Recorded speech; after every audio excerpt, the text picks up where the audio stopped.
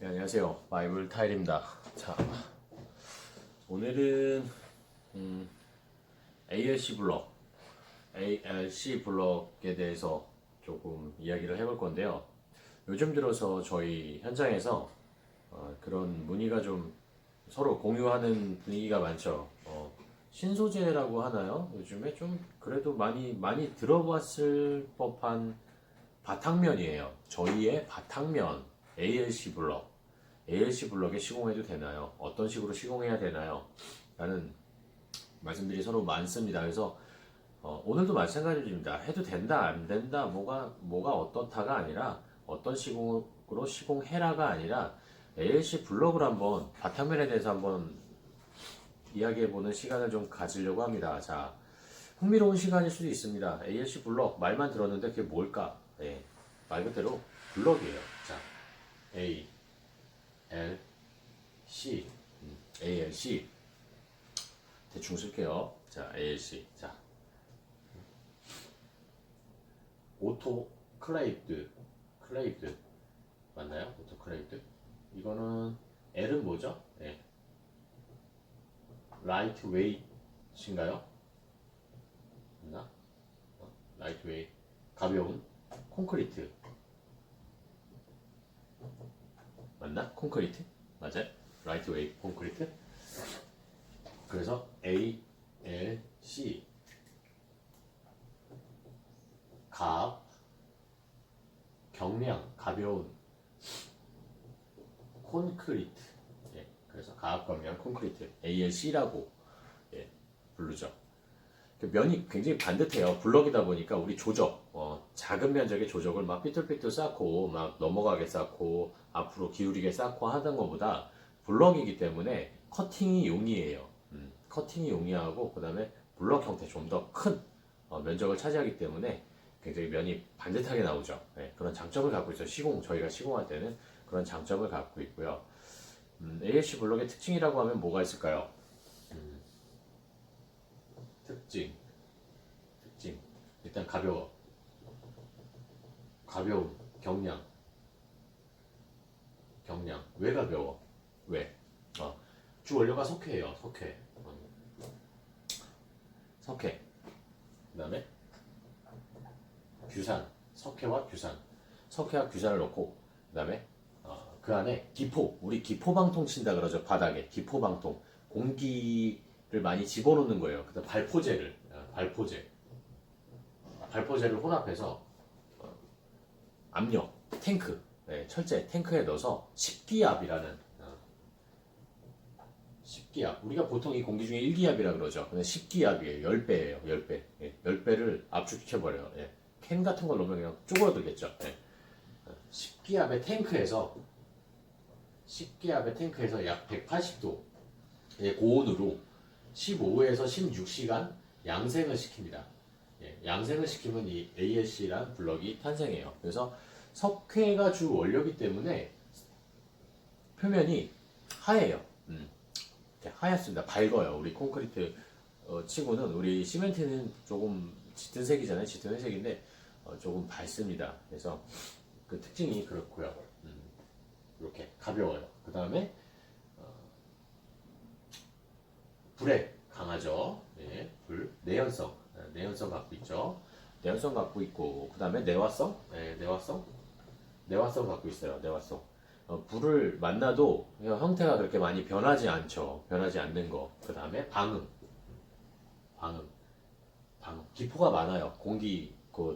다공질이기 때문에 기포가 안쪽에도 많기 때문에 공기층이 형성되어 있기 때문에 단열이 우수하고 별도의 단열재를 시공하지 않아도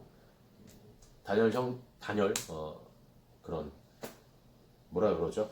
갑자기 말이 막히네요. 예. 그런 성능이 우수하고요. 그 다음에 예. 방음력 우수합니다. 자, 이런 간단하게 살펴봤고요. 장점이에요. 그렇죠? 내화성, 불연성, 네, 방음, 가볍고 그 다음에 절단이 용이하다고 해요. 블럭 형태도 있고 판넬 형태도 생산이 되는데 일단은 절단해서 뭐 구멍을 타공을 한다거나 이럴 때 용이하다고 합니다. 왜? 가볍고 다공질이기 때문에 커팅하기가 용이한 거죠. 네. 자르기가 용이하고요. 밀도가 높지 않기 때문에. 단점이 있다고 합니다. 습기에 약하다고 해요. 습기가 많을 때 습기를 조절하는 탁월한 효과도 발휘하는 반면에, 그런 성능을 발휘하는 반면에 습기가 너무 많을 때는 습기를 너무 많이 먹었을 때는 강도에 영향을 주고요. 얘 자체가 습기를 너무 많이 먹으면 물렁물렁해지겠죠. 얘 강도에 영향을 주고요. 그 다음에 곰팡이가 발생할 수 있다고 합니다. 그래서 환기가 중요하고, ALC 블록으로 시공했을 때는 좀 시공을 다 마친 후에도 환기가 중요하다고 합니다. 환기가 중요하다고 하고요. 수분 배출 시공을 위한 별도의 마감재의 선택이 좀 중요하다고 해요.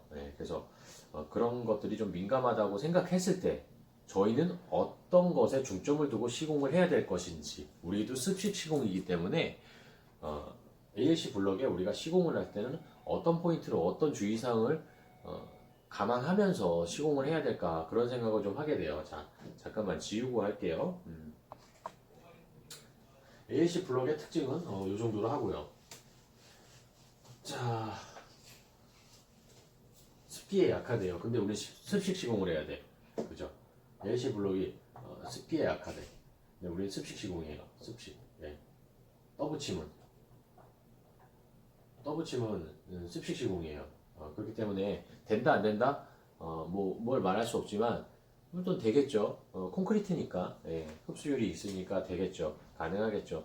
그러나 우리가 여기서 생각해 볼 수 있는 게, 함수율과 그 다음에 환기, 양생, 충분한 양생, 그 다음에 그 환경에 따라 다르겠죠. 고온 다습한이라고 하죠, 우리. 흔히들 우리가 강원도에서 시공하시는 분들 말을 많이 들어보면, 벽에 응력이 많이 작용한다 그래요. 수축 팽창에 의한 응력이 많이 작용한대요. 온도차가 고도가 높은 지역일수록, 강원도 같은 경우 높은 지역일수록 습기가 많고, 그 다음에 벽에 작용하는 그 온도 차이가 심하기 때문에, 한낮과 밤의 온도 차이가 심하기 때문에 응력이 심하게 작용한다고 해요. 그래서 타일이 빵빵 터지는 경우가 많죠. 타일을 계속 붙여놨을 때 빵빵 터지는 경우, 그런 경우가 굉장히 나는 경우가 굉장히 많은데, 그런 정도의 어떤 지역에 시공을 했을 때 우리도 환경을 고려해서 어떤 양생 조건이라든지 환기 조건, 배풍구라든지 어떤 그런 거 있죠. 팬을 설치한다든지 그런 어떤 추가적인 것도 논의해 볼 수 있어야 될 것 같고요. 그 다음에 공극이라 그러죠. 우리가 흔히 떠붙임할 때, 밥 뜰 때 이 공극에 따라서, 이 공극이 많을 경우 이 안에 습기가 차고, 이 모르타르 자체에서도 수분이 생성되니까, 양생되면서 이 안에서 백화 현상이 일어날 수 있다고 했어요. 백화 현상. 근데 실질적으로 백화 현상보다는 다른 하자 원인이 많았죠. 실질적으로 보면. 그러나 우리가 ALC 블럭을 시공함에 있어서 이 모르타르의 충전율을 어느 정도 할 건가도 좀 생각해 봐야 될 것 같습니다. 공급이 많을 경우에는 일단 그 안에 습기가 머물 확률이 많고, 환풍구라든지 배풍구가 마련돼 있지 않은 공간일수록, 천장에 아무리 돔을 설치하고 밀폐를 시킨다고 해도 습기가 침투할 수 있을 경우에는 ALC 블럭 바탕면과 이 빈 공간, 타일의 빈 공간 속에 충분히 충전을 해주지 않는 경우에는 이 빈 공간 속에서 습기가 결로죠. 우리가 흔히 말하는 결로 현상이 있지 않을까 우려되는 부분이죠, 저희가. 그렇기 때문에 추측을 해보건데 충전율을 좀 많이 높여주는 게 좋지 않을까, 그런 생각을 해봅니다. 예, 이론상으로 그런 결로 현상을 방지하기 위해서 ALC 블록 시공을 한 다음에 표면 외부형 마감재를 탄소 패널로 하는 경우도 있죠. 외부에서 막바로 습기가 오는 것을 이렇게 접촉하는 것을 방지하기 위해서 마감재를 따로 선택해서 외벽 시공을 많이 하시는 걸로 알고 있습니다. 그러나 저희는 인테리어이기 때문에, 내부 시공이기 때문에 그것까지는 아니지만 배풍구라든지 환풍구라든지 환기 시스템을 조금 확인을 하고 그 다음에 모르타르의 충전율을 좀 공급을 최소화해서 내부 결로 현상이라든지 내부에서 습기가 맺히는 현상이라든지 백화 현상을 방지하기 위해서 그래도 콘크리트 면이라든가 조정면, 미장면보다는 조금 더 충전에 신경을 써줘야 되지 않을까 싶습니다. 예. 이런 부분을 좀 말씀드리고 싶었어요. 저희가 ALC 블럭에 대해서 굉장히 시공하는 데 있어서 이렇게 단순하게 해보지 않고도 접근할 수 있지만 또 해보신 분들도 많겠지만 좀 고찰을 해보고 싶었습니다. 그리고 저희가 우리가 보통 하자라 그러잖아요. 하자 기간은 뭐 2년 잡고 법적으로 외국 같은 경우는 5년을 잡는다고도 해요. 독일 같은 경우는 5년을 잡는다고도 하는데 그것이 문제가 아니라 저희가 시공을 할 때는 그 집의 수명에 따라서 최소 10에서 20년, 30년을 보고 시공을 하는 것이기 때문에 그것에 발맞춰서 가는 내구성을 좀 줘야 되지 않을까 싶습니다. 예.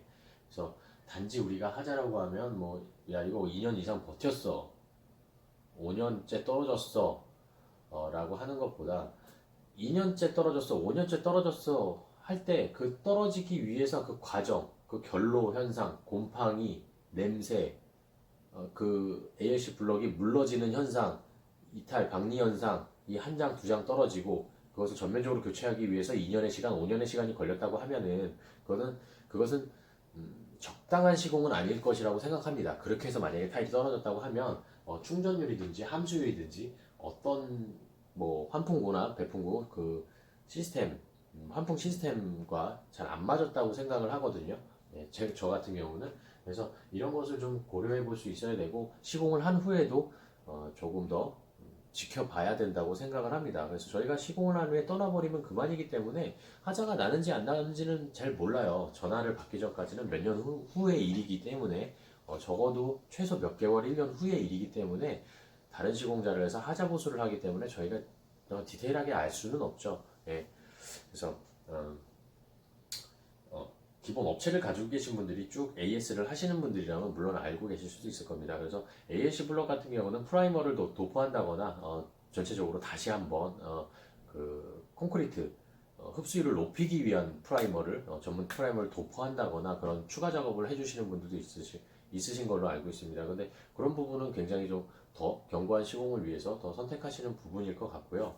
그래서 우리가 이번 시간에는 ALC 블럭은 무엇인가, 그거의 장점, 단점, 그 다음에 우리가 시공을 함에 있어서 어떤 점을 눈여겨봐야 되고 시공을 하고 나서도 어떻게 주시하고 지켜보고 다른 점이 있을까, 이 사람이 이렇게 프라이머를 뭐 도포하고 시공했을 때 내가 함수율을 이렇게 시공했을 때 밥의 충전율을 50%, 70%, 80%, 100% 시공했을 때 어떤 현상이 있을까, 그 다음에 ALC 블럭의 응력 또 관심을 좀 가져야 될 것 같아요. ALC 블럭이 블럭을 쌓았을 때 어떤 응력이 작용해서 건물의 뒤틀림에서 어떻게 작용을 해서 타일에 어떤 영향을 미치는가도 우리가 눈여겨봐야 될 겁니다. 그래서 어떤 이런 것들이 이론으로 막연하게 설명드릴 수 없는 부분이고 여러분들이 많은 자료와 경험을 통해서 공유를 해주시면 굉장히 큰 도움이 되고 이것이 또 다른 이론으로 발전할 수 있는, 차곡차곡 쌓여서 다른 이론으로 발전할 수 있다고 생각을 합니다. 저도 현장에서 ALC 블럭에 시공을 할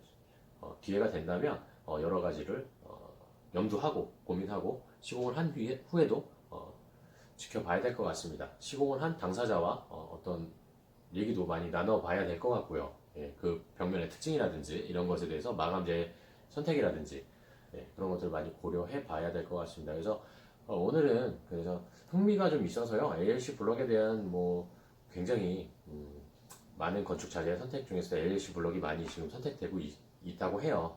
환경 호르몬도 안 나오고 환경 친화적이고 습도에 대해서도 습도 조절에 대해서도 굉장히 이점이 많은 그런 자재라고는 하는데 일부에서는 좀 부정적인 시선도 많더라고요. 있더라고요. ALC 블럭과 다른 비슷한 전문 자재들과의 비교를 하는 부분도 있는데 그거는 그분들의 건축 자재의 비교이기 때문에 저희랑은 상관없으니까 다루지 않도록 하겠습니다. 자, 오늘은 ALC 블럭 떠붙임 할 수 있는지 없는지 그것을 떠나서 전체적으로 한번 이야기해보는 궁금증에 대해서 이야기해보는 시간이었습니다. 자, 다음 시간에 또 뵐게요. 감사합니다.